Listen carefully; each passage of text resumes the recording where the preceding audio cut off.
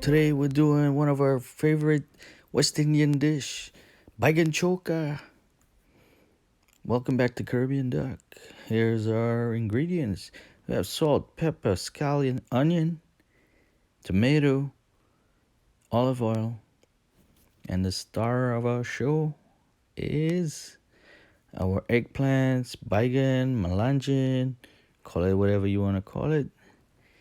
So let's do this. First, we're gonna slice in halves about 4 cloves of garlic. Set it to the side.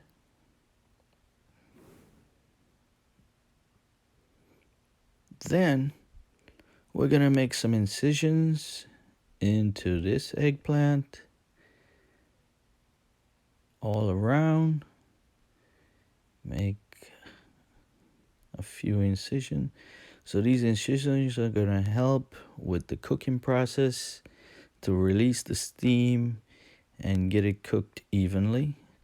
And in some of the slots, we're gonna insert our garlic halves so the garlic can be infused into the eggplant and flavor everything.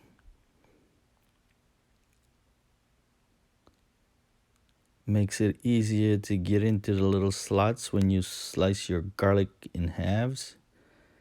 And I'll show you a close-up of that in a second. So we make our incision, as you can see, and we insert the garlics. So as it's roasting, it's releasing all that flavor. And at the end, the garlic will be smashed with the eggplant to make our chokas. So we insert the garlic like so. Now I'm gonna get this fire going on a traditional wood burning fireside. I'm learning how to do this the traditional way, and we're keeping the tradition alive.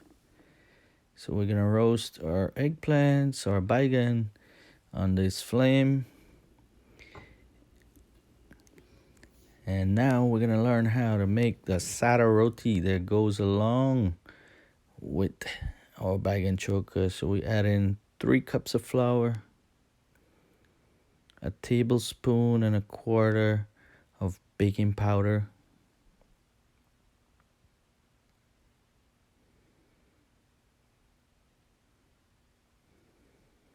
next we're going in with about 2 ounces of butter. Butter is key to this. It makes it nice and fluffy. And next we're gonna mash the butter in, get it all incorporated. This is what we should look like. And we're gonna add about 1 1/4 cup of room temperature water, and we're gonna knead. Look at the technique. We'll pull from the side to the center and mash it down. Pull from the side to the center, and then we mash it down, compress it, get all the air out of it. And we're gonna do this for a couple of minutes until we get it nice and balled up. And when it stops sticking to the side of the bowl, we're ready.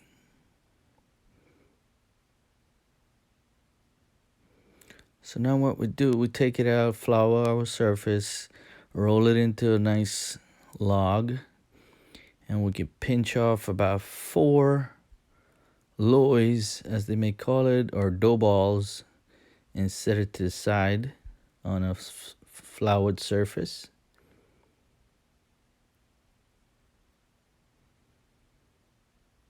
Just eyeball it, and we get 4 large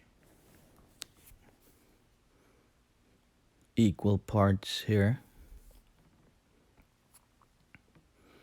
And we'll just roll it into a ball and set it aside. Next, what we're gonna do is we're gonna cover it with a moist paper towel and put it in a nice dark dry area. And we're back checking on our baigan. It's roasting well. And in the little aluminum foil, I have some tomatoes and garlic roasting as well. Now guys, this is the traditional way of doing it because all that smoky flavor is gonna be infused in there just the way we like it. Our tomatoes gonna get nice and toasty as well. So garlic getting nice. Garlic is getting roasted. Oh yeah. And we're cooking from the inside out as well. And these are the reason why we made those slots. Those little incisions is to allow the steam to escape and cook evenly from the inside as well. And this is how we know when we're done, when we get that nice charred look. Next, we're gonna cut our ingredients up here. I got scallions, onions, peppers. These are basic, simple ingredients. Now we're working with this while it's extremely hot, so we want to keep working with it while it's hot. So we're gonna spoon all the insides of the eggplant out. Next, we're gonna go in with our seasoning, our scallions, and we're gonna drizzle about a tablespoon of olive oil right on top while it's hot. So most people, or some people I must say, do it differently. So it's key to do this while it's hot. It incorporate all the seasoning and it actually cooks the seasoning as well while it's hot. Some people will try to reheat this on a stove in a pan with the oil. It is not necessary. So here we go. We're gonna peel our roasted tomatoes as well. There's our extra flavor.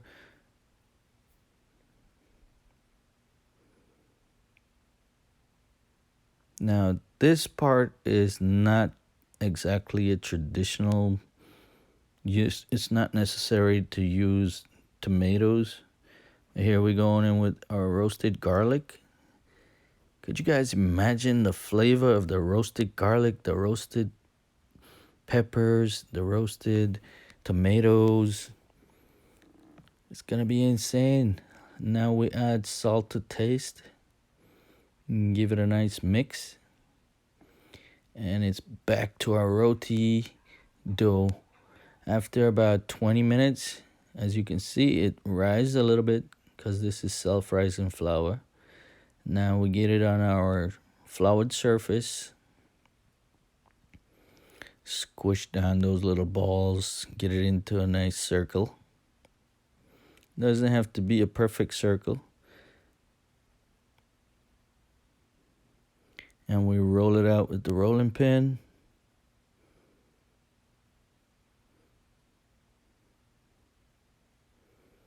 Now this is the traditional way that we usually eat our Baigan Choka. We tested our hot surface, which is called tawa. This is a well-seasoned tawa. It may look blackened, but it's a well-seasoned tawa. It's been seasoned for years.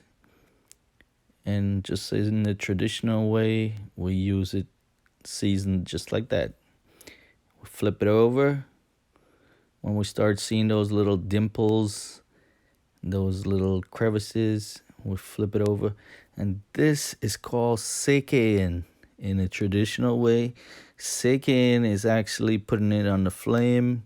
If you're cooking it on a fireside, you put it actually into the flames so you can get that dough to rise. It's called Seiken Roti. Can probably make a nice chutney song for that. Seiken Roti.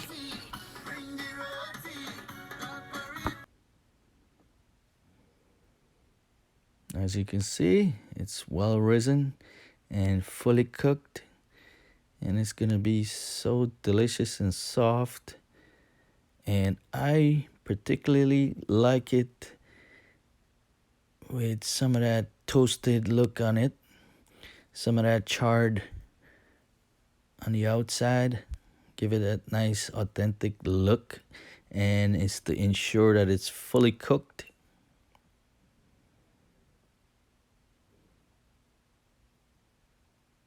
And it's done. And we're gonna roll out one more here and continue with the rest of them and show you how it's made. And this is our finished product. As you can see, it's soft, it's hot and soft and ready to eat. And that's the secret. You put a pinch of butter in there. It keeps it nice and soft and tasty. And this is our Baigan Choka, ready to eat.